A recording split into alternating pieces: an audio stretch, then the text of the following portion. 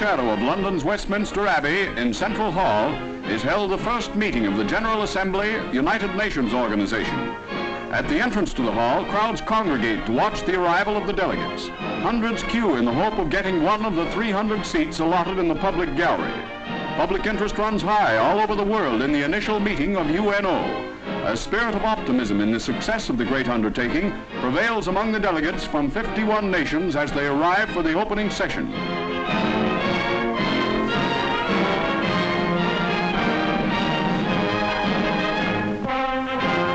The official crest of UNO looks down on 2,000 statesmen, diplomats, and economic experts from the four corners of the globe. Names which are famous throughout the world gather in the great assembly hall to take the first steps on the rugged road which lies ahead, the road to perpetual peace. With preliminary details concluded, the first business before the House is the choosing of a president for the organization. 2 names go to the Assembly for a final vote by secret ballot. They are those of Monsieur Lee, the Foreign Minister of Norway, and Monsieur Spack of Belgium. Each delegate casts a vote for his chosen candidate, and independent observers tally up the total. In accordance with the rules of procedure, I declare Monsieur Spack elected President, and I invite him to take his seat as President of the Assembly.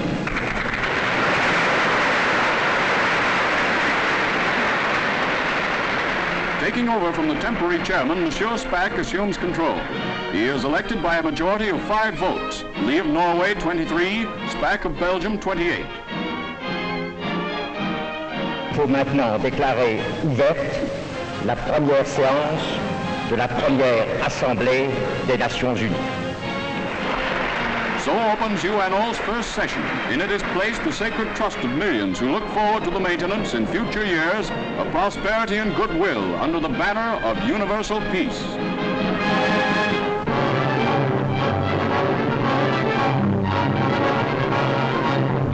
Along the highways of Canadian-occupied Germany, trees by the hundreds are falling to the woodsman's axe. Jerry labor is permitted to fell trees which are dead or partially decayed for the wherewithal to ward off the cold of winter. Transportation by road and rail is not sufficient to bring enough coal for power and industry. Germans are therefore on their own when it comes to providing fuel for home consumption. In the cities, wood is rationed at the rate of 200 pounds per family per week on a coupon basis. In the country, the natives gather their own. They make the most of their opportunity.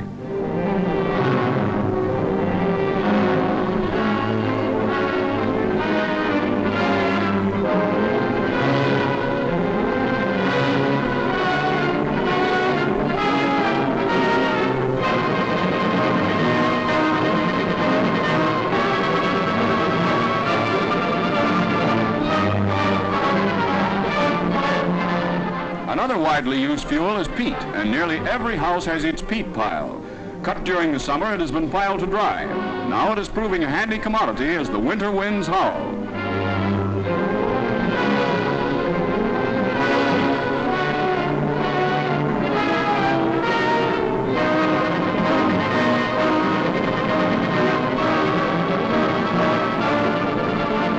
Realizing that they have to look after themselves, Germans are busy getting on with the job as life slowly moves back to normal.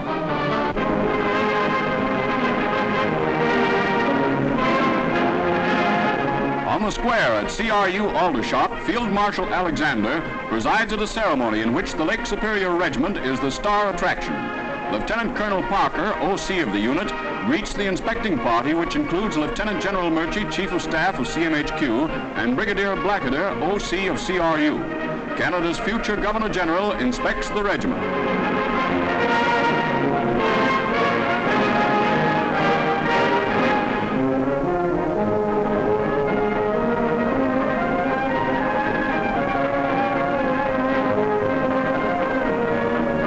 Before their return home, the Lake Superiors received new regimental colors at an impressive parade. Originally an infantry battalion, the Superiors became a motorized unit when 4th Division was changed over to an armored div. They saw action in some of the toughest shows of the Western Front as the Recce Battalion of 4th Armored Brigade.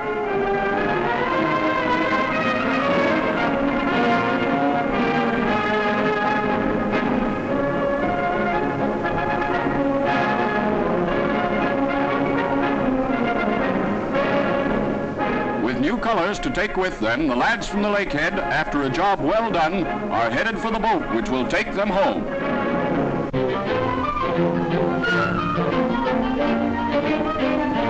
In Germany, a 60 hundredweight lorry is fitted as a portable recording studio. Members of the CAOF become recording artists overnight. Sitting in front of a microphone, reading their own script, they wax 3 minutes of anything they desire for the folks back home. Even music is supplied if they have a yen to sing or want a sentimental background. On a small black disc can go everything from a love song to a letter to the family lawyer. Maybe Johnny doesn't rate 3 stars in the hit parade, but his voice will sound mighty good to somebody back in Canada.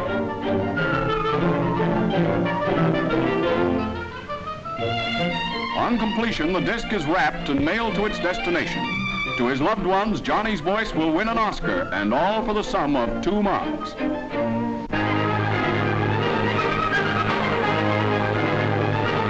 As each Canadian unit on the continent is repatriated, its vehicles are left behind and demobbed.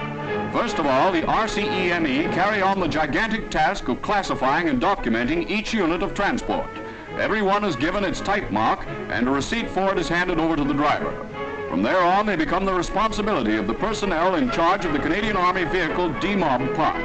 Radiators are drained and the trucks stored in apple pie order.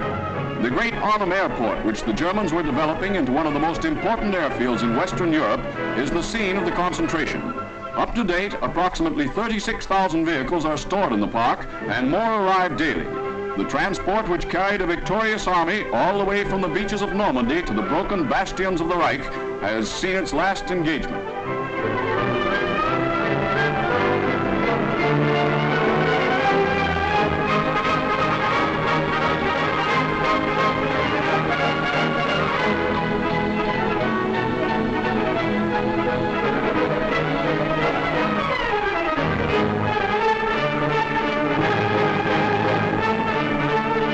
Just in case black marketeers get ideas, the park is guarded by a 3-coil barbed wire fence and electrified wires. When it is complete, the concentration will be turned over to the War Assets Board. They will sell it and thus bring money back to the Treasury. France, Belgium, and Holland already are bargaining for the whole establishment. So in years to come, the Canadian vehicles which helped free enslaved Europe will play their part in its peaceful reconstruction.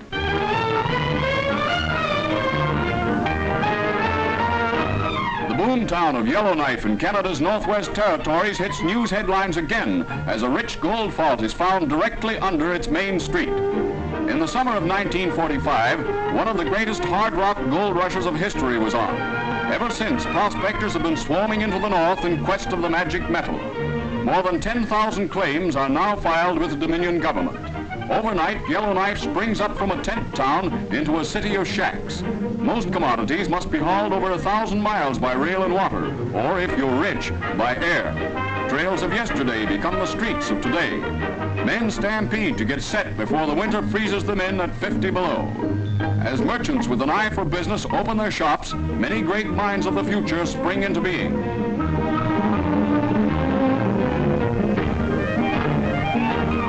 If you're a would-be prospector, you can travel in by plane with all your gear. To get even a show in the great gamble, you need a grub stake of $1,000. The stakes are a fortune or nothing, and the keynote of the whole game is hard work. When a likely vein is discovered, a diamond drill is flown in. The plant is brought piecemeal from Edmonton and is set up to make a test. Drilling into the earth to a depth of 400 to 800 feet, samples are taken to determine the richness of the deposit. If the results are good, the claim is up for sale. If $1 million can be found for development, a mine is started.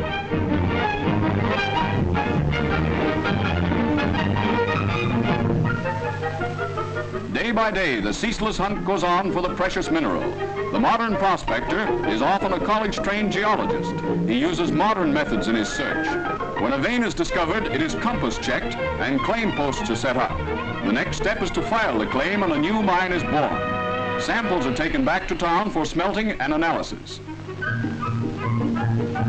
Between giant and consolidated mines in the heart of Yellowknife town, the richest fault of the district has been discovered.